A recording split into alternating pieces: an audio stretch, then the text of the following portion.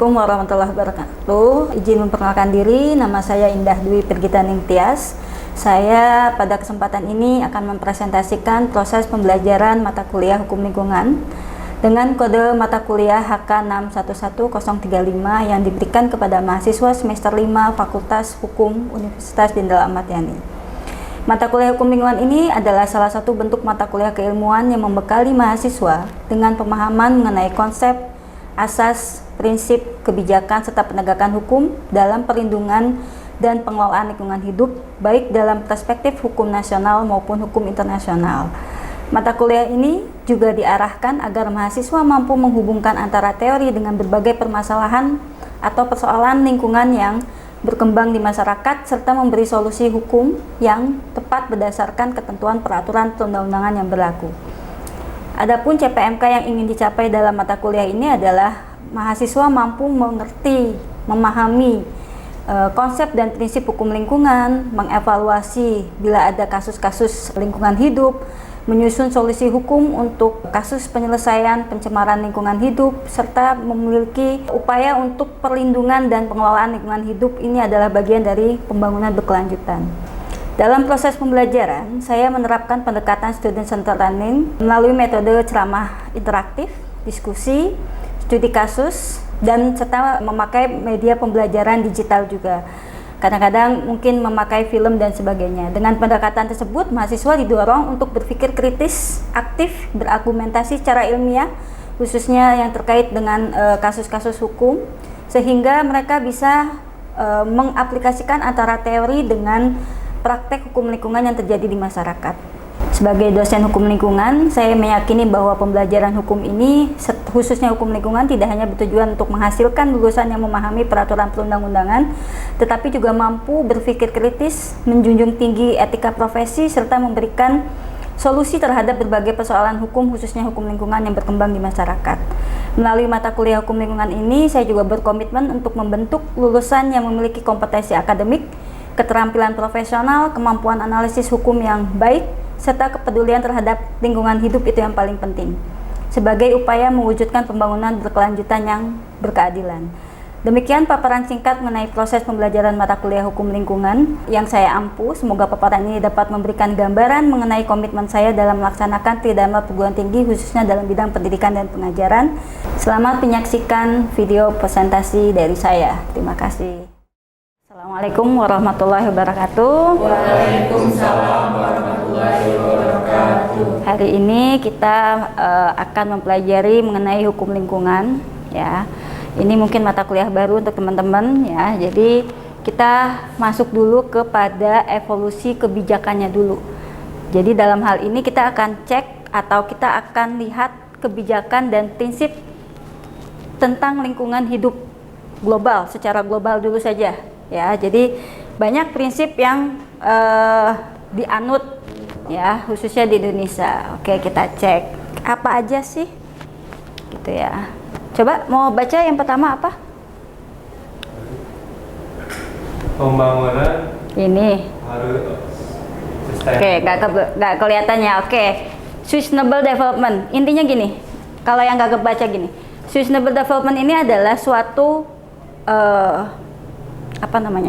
tahapan atau proses supaya nanti pembangunan berkelanjutan untuk lingkungan hidup itu bukan hanya untuk saat ini, tapi untuk yang akan datang.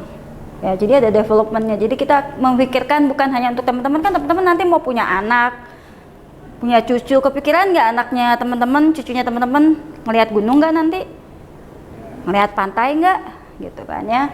Yang kedua ada precautionary principle. Ini adalah kita tidak boleh mempending itu apa ya? Tidak boleh nanti dulu, menunda-nunda. Ya kalau sekarang dilaksanakan ya sekarang dilaksanakan.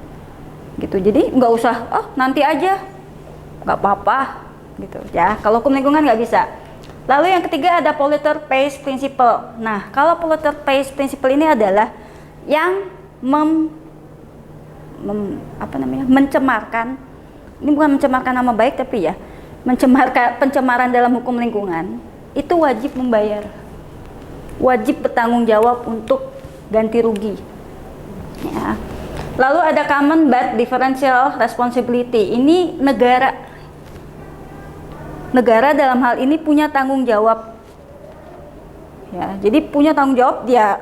Salah satunya nanti kita akan ini lihat dari kebijakannya ya, gitu ya.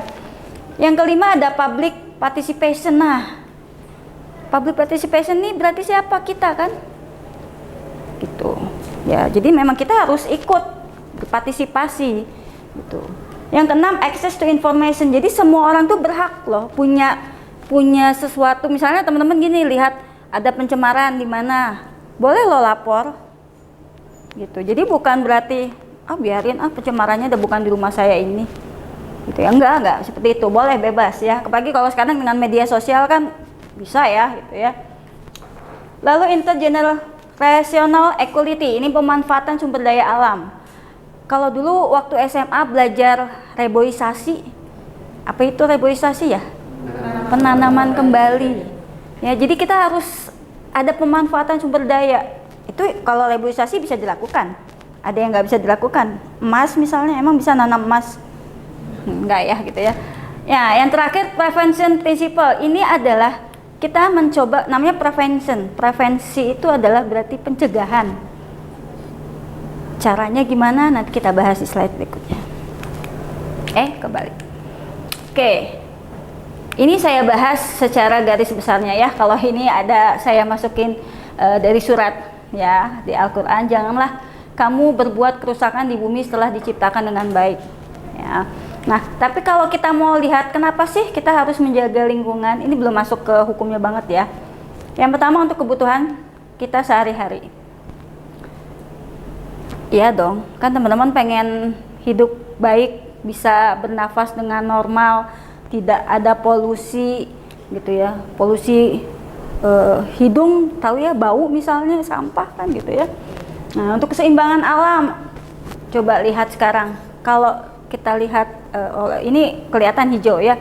Coba lihat di rumah teman-teman, masih ada nggak yang ruang hijau yang benar-benar bisa. Kan gini, kalau dulu di biologi kan diajarin ya, kita itu menghirup oksigen, mengeluarkan karbon dioksida.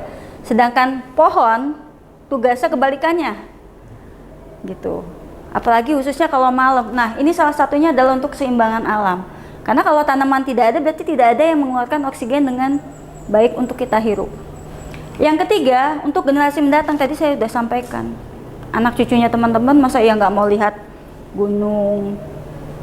Kalau zaman saya mungkin saya gambar gunung gitu ya, warna biru atau hijau, laut warna biru. Sekarang nanti kalau digambar warnanya kayaknya bukan biru, coklat.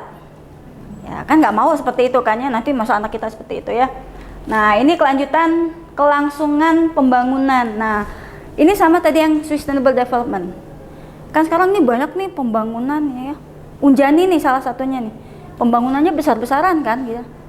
Pembangunannya besar-besaran, tapi kita harus lihat untuk kelangsungannya. Emang Unjani cuma dipakai sampai teman-teman lulus saja? Enggak kan? Anaknya teman-teman bisa saja nanti kuliah di sini, betul? Berarti kan kelangsungan ekosistem nih, biologi semua nih keluar nih, itu kan harus dijaga ya. Nah, ini adalah tanggung jawab kita bersama. Jadi supaya teman-teman juga tahu bahwa kita itu punya tanggung jawab loh. Oh, itu ada sampah dikit, ya ambil gitu ya. Nah, ini keadilan antar generasi ini sama lah ya. Jadi ya kan nggak ini. Makanya sekarang kenapa sih orang sekarang, maaf ya, anak muda sekarang banyak kena penyakit yang orang tua dulu. Salah satunya karena ini, lingkungan kita berbeda ya. Nah, ini mudah-mudahan terlihat ya. Ini jadi pencemaran, ini ancaman nyata bagi kehidupan dan bumi kita. Pencemaran adalah masuk atau dimasukkannya, ini ada di dalam Undang-Undang PPLH ya, Undang-Undang Perlindungan dan Pengelolaan Lingkungan Hidup, dicatat ya. Ya, ini oleh kegiatan manusia baik sengaja maupun tidak sengaja. Kadang-kadang kan kita nggak sengaja ya, gitu ya. Pertama ada pencemaran air. Ini udah pasti banyak. Teman-teman, nanti saya ada contoh kasus pencemaran air ya. Pencemaran udara. Pernah lihat nggak alat yang ukur udara itu? Bandung itu salah satu yang sudah merah. Padahal dulu cuma Jakarta. ya gitu. Tanah, ini tanah ini coba kalau teman-teman main ke tempat nggak kelihatan di sini ya, tempat pembuangan sampah. Sampah itu kan meresap sampai ke bawah, ya. Itu padahal kalau teman-teman minum air, airnya ngomongnya dari air apa? Air tanah, ya gitu. Suara, ternyata suara itu juga termaksud pencemaran loh. Polusi suara. Jadi kalau di kota besar, mobil yang swing swing swing, atau kalau kayak di misalnya kota industri, tahu ya, kota yang wilayahnya dia industri semua, itu kan berisik ya. Nah itu salah satunya itu adalah pencemaran suara.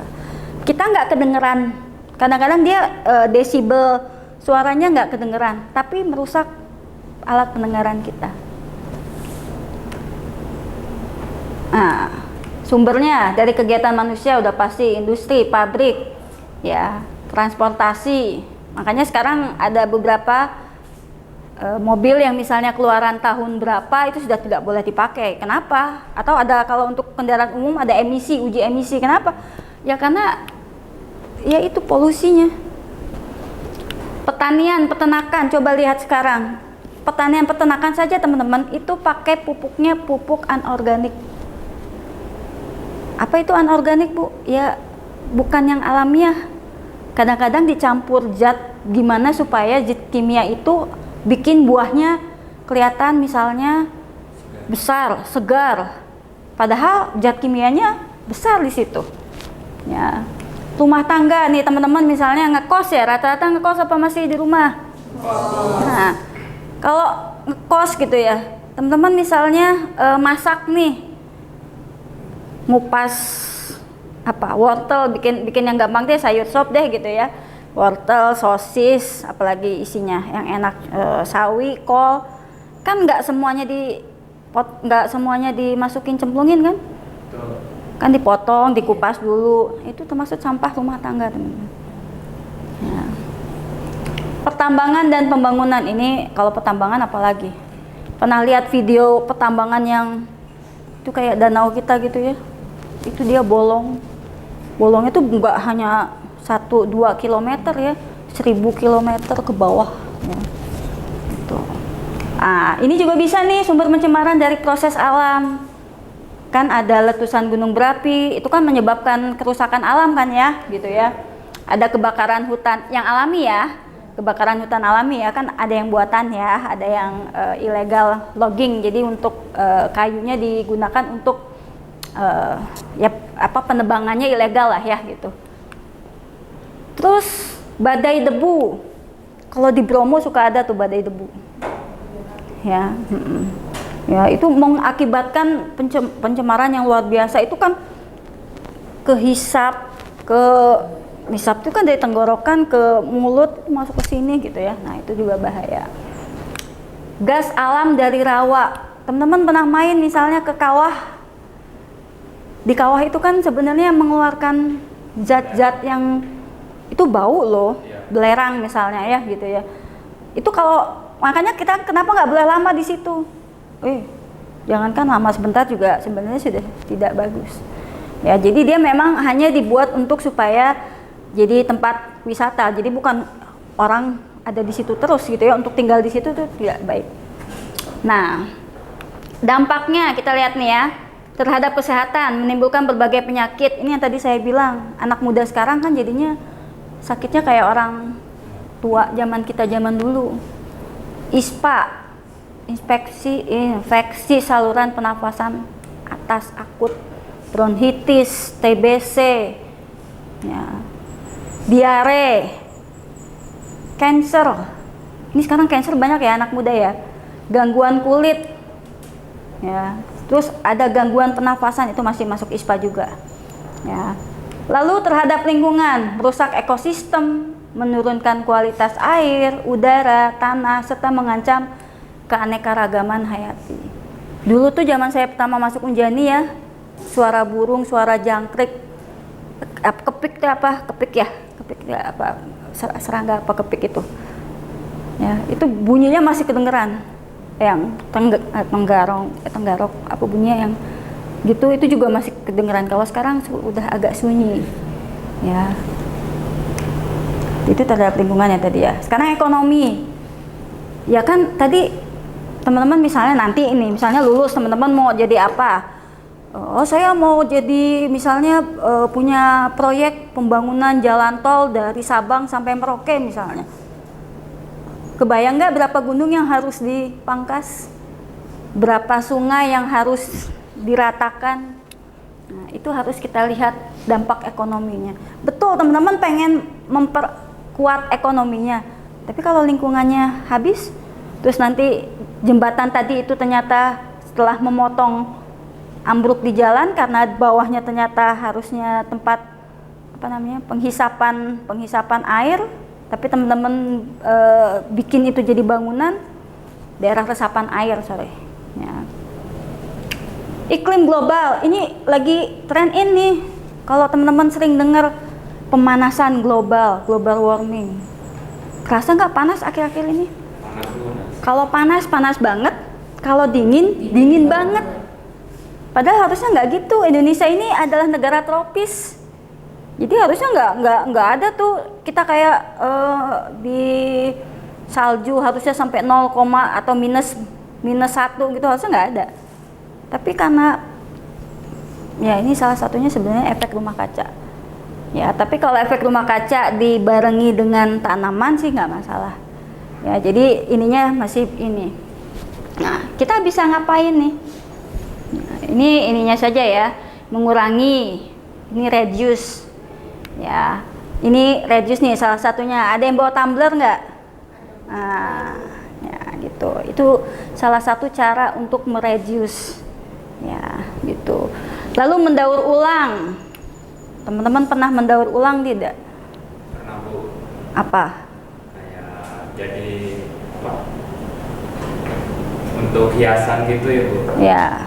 Atau ada yang pernah pakai tas dari Torabika nggak? Misalnya ABC atau ya gitu ya, kan ada ya. Ya, bisa. Melindungi dan memulihkan. Nah, ini tugasnya kita. Ya, gaya hidup ramah lingkungan itu salah satunya itu nanti ya. Taat aturan. Nah, kan aturan teh dibuat bukan untuk dilanggar kan ya, tapi untuk dipatuhi ya. Jadi tolong dipatuhi itu. Oke, nih ya, ini tadi teman-teman saya bilangnya masak sayur sop tadi ya tuh ya. Masak tuh. Emang kalau masak minyak bekas masaknya dikemanain? Pernah ada yang tahu nggak? Main buang aja kan? Iya. Padahal itu bisa nyatu nggak sama air minyak? Bisa. Ya, itu termasuk pencemaran ya. Mencuci, teman-teman pakai sabun cuci piring kan? Pakai. Itu kalau yang katanya yang mengkilatkan, itu semakin zat kimianya semakin tinggi itu teman-teman. Ya, dan itu ketika dia mengalir sampai ke sungai, nanti ada sungainya juga ya. Mandi sama tuh ya, pakai sabun. Kayaknya kalau yang katanya sabun ramah lingkungan itu yang tidak berbusa. Tapi justru kalau orang Indonesia kalau nggak berbusa itu kan nggak mandi ya katanya ya, gitu ya. Iya. Iya, kayak gimana gitu, keramas mandi nggak ini gitu ya. Buang air, ini pernah ini ya. Kalau di kita berarti ada penampungannya ya. Konsumsi makanan dan minuman, makanya kemarin terakhir kita sempat dilarang misalnya pakai styrofoam.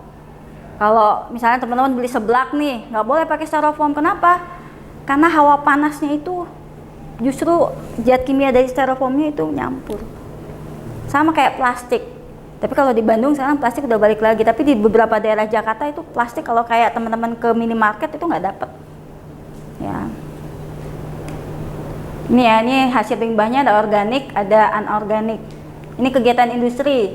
Limbah tak terpakai, ini nggak terlalu kelihatan ya, tapi misalnya gini, teman-teman kalau bangun rumah gitu ya, kan ada bekas-bekas yang misalnya lantai nggak full nih ya, kalau di pojok gitu misalnya ya, kan dipotong ya, sisanya kemana? Dibuang kan, ditumpuk kan. Nah, itu salah satunya. Itu baru rumah ya, belum kalau gedung ya gitu ya. Limbah dari pemrosesan bahan, teman-teman tahu ini pakai baju nih ya, ngewarnain bajunya pakai apa? Kan nggak mungkin pakai buah naga toh. gitu. Dia pakai zat kimia kan. Setelah pakai zat kimia, airnya si zat kimia itu keluar kan, mengalir kan. Gitu. Emisi, ya benar ya, emisi udara. Ini banyak kalau ini. Ya, walaupun kalau sekarang ada katanya ada alat untuk memfilter udara, tapi sebenarnya sih nggak terlalu ini. Ya, limbah padat ini sampah nih, ini permasalahan terbesar di Indonesia sebenarnya. Nggak hanya di Indonesia kayaknya, di seluruh dunia. Sampai laut. Ya, sampai laut dibuangnya ya, gitu ya. Dampaknya pencemaran air, pencemaran udara, pencemaran tanah, dan gangguan kesehatan pada makhluk hidup. Nah, lalu kegiatan pertanian, nih pembukaan lahan hutan. Hutan itu dibabat, tadi saya bahas illegal logging. Untuk apa? Untuk misalnya tempat wisata atau dijadikan perumahan. Ya, nih ya yang tadinya misalnya pertanian nih. Padahal Indonesia itu negara agraris. Dulu kan kalau kita gambar gunung itu zaman saya kecil pasti ada sawahnya tuh. Ya, kalau sekarang saya ngomong ke anak saya sawah juga. Sawah itu apa kan gitu. Tempat nanam padi. Emang padi apa ya kan gitu. Jadi susah menjelaskannya gitu ya. Teman-teman kalau beli handphone baru, handphone lamanya dikemanain? Simpan. Habis disimpan? Dibuang. Ya. Emang bisa diterima oleh bumi? Saya pakai kata bumi gitu kan nggak bisa ya. Ya. Itu ya. Jadi ini adalah penghasil limbah B3 sebenarnya ya, karena kayu rotan ini misalnya dipoles. Ya. Tekstil, pakaian tadi ya kan saya bilang nggak mungkin pakai buah naga. Makanan, minuman, rokok ya. Kertas dan alat tulis menulis ya, pakai tintanya kan sekarang tintanya misalnya katanya tintanya bisa dihapus, padahal justru dihapus itu berarti dia pakai zat kimia yang ini. Kalau dulu kan dihapusnya pakai penghapus gitu ya. Farmasi, jamu kimia dasar, kok ada jamu Bu? Iya, jamu sekarang itu udah bukan pure jamu. Ya, karena kalau teman-teman misalnya minum kunyit yang asli itu pasti nggak bertahan lama. Sedangkan sekarang dikemas, dijual di minimarket, tahan lama kan? Bisa diminum kapan saja kan? Ya, seperti itu. Gelas, keramik sejenisnya. Jadi teman-teman kalau misalnya beli minuman yang pakai kaleng atau kaca, nah itu juga ya. Logam, elektronik, jam, baterai aja. Kalau teman-teman pakai baterai kan pasti pakai ya jam dinding kayak apa, misalnya pakai baterai. Nah itu salah satu yang ini. Nah ini studi kasusnya ya. Sungai Citarum. Ini cermin pencemaran dan tantangan pengelolaan lingkungan. Saya ngambil yang paling dekat aja yang di Jawa Barat ya. Ya. Ini gambaran umum. Sungai Citarum adalah sungai terpanjang di Jawa Barat yang mengalir melalui 9 kabupaten atau kota dan menjadi sumber kehidupan bagi lebih dari 28 juta penduduk Jawa Barat. Namun Sungai Citarum telah lama menjadi simbol pencemaran lingkungan terparah di Indonesia, teman-teman. Udah berbagai macam cara, itu caranya gimana diubahnya, tetap tidak ini. Sumbernya limbah industri, tekstil, kimia, kertas, makanan. Limbah domestik, ini tadi ya rumah tangga. Kadang-kadang ada sofa, TV, sampai ada motor di Sungai Citarum itu ya. Limbah pertanian dan peternakan, sampah padat ini ya, buang tempat tidur, kasur gitu ya. Oke, dampak pencemarannya, kualitas air sangat buruk, jadi tidak layak digunakan, mengancam kesehatan masyarakat, penyakit kulit, diare, keracunan, gangguan pernafasan, kerusakan ekosistem, dan hilangnya keanekaragaman hayati. Iyalah, ini kan harusnya isinya bukan sampah. Kan dapat ikan kan lumayan ya, gitu. Kerugian ekonomi dan menurunnya kualitas hidup masyarakat. Ini dasar hukumnya. Ya. Ini upayanya ya, Citarum Harum. Ini Citarum Harum ini sekarang udah ganti nama teman-teman. Ya, tapi masih belum juga harum. Bau bukan harum. Oke ya. Jadi Citarum ini bukan hanya tanggung jawab pemerintah, tapi juga tanggung jawab bagi kita semua untuk mengembalikan kehidupan bagi sungai dan generasi yang masa akan datang. Ini limbah ya, grey water ya. Ini tadi sebenarnya sudah saya jelaskan ya. Ya, jadi airnya tuh warnanya kayak gini, grey. Kadang-kadang ada yang berwarna merah, kadang-kadang ada yang berwarna hijau, ya warna-warni itu dia bisa ya. Ini pengelolaannya sebenarnya ada di ini ya. Misalnya gunakan perangkap lemak di dapur, ya itu tadi kayak misalnya minyak ya. Sumur resapan ya, jadi jangan langsung dibuang, difilter dulu ya. Gunakan deterjen yang ramah lingkungan. Gunakan kembali ya, reuse untuk menyiram tanaman atau kloset. Ya, kayak air beras itu kan, misalnya pernah dengar air beras bisa digunakan untuk menyiram tanaman. Nah, ya. Oke, ini dasar hukumnya, ini sanksinya ya. Ya, nanti sanksinya kita bahas nanti.